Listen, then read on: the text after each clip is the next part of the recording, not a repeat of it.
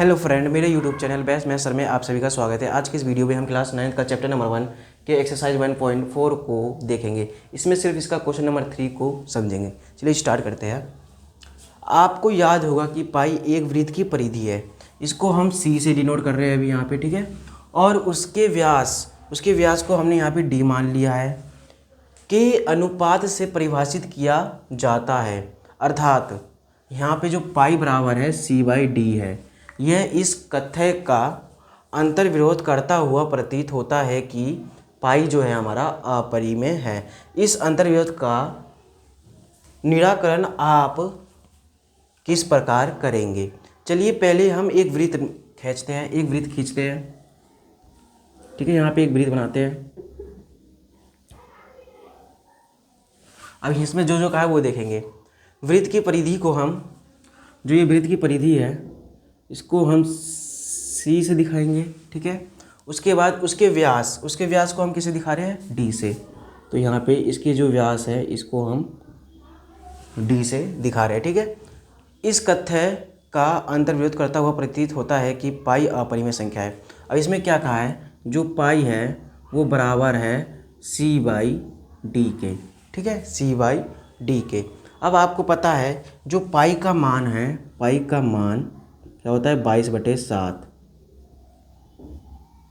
आपको बता दिया जाए जो पाई का एग्जैक्ट वैल्यू 22/7 नहीं होता, ठीक है। इसीलिए जो पाई बराबर जो C/D है, इस C/D में एक नहीं तो C अपरिमेय नहीं तो D अपरिमेय, इन दोनों में से एक अपरिमेय संख्याएं होगी। और जो पाई का मान 22/7 है ये हमारा जो है एग्जैक्ट वैल्यू नहीं है। और इसीलिए जो हमारा C/D है, या तो C या फिर D, इन दोनों में से हमारा एक अपरिमेय संख्या होगा। C हो सकता है या फिर D हो सकता है। और पाई का मान हमारा होता है 22/7। तो 22/7 का एग्जैक्ट वैल्यू 22/7 नहीं होता।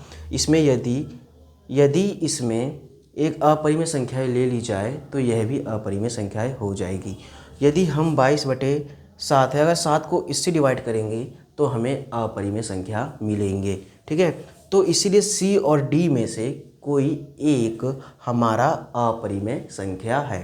तो लिखेंगे, यहाँ पे लिखेंगे, चूँकि C व D में कोई एक अपरिमेय संख्या है, ठीक है। ये लिख दिया हमने। क्या लिखा? C व D में कोई एक अपरिमेय संख्या है, इसीलिए C/D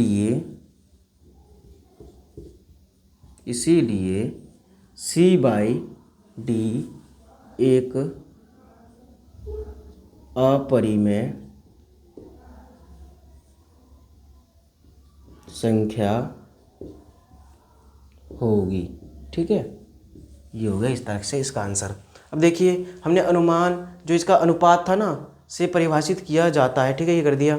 अब जो पाई बराबर C/D है, ठीक है, ये हमारा एकदम सही हो गया। क्यों? क्योंकि पाई एक अपरिमेय संख्या है, हमें पता है। और इन दोनों में से एक हमारी जो संख्या होगी वो अपरिमेय होगी। यह इस कथ्य का अंतर्विरोध करता हुआ प्रतीत होता है कि पाई अपरिमेय है। तो पाई हमारा किस कारण परिमेय है आपको पता चल गया।